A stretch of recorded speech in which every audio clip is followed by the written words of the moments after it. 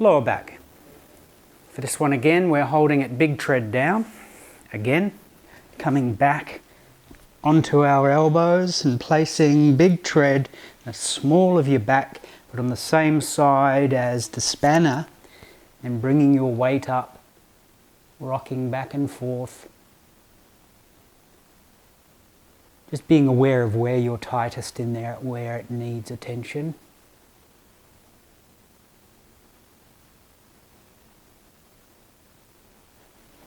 And again, we'll just reverse that.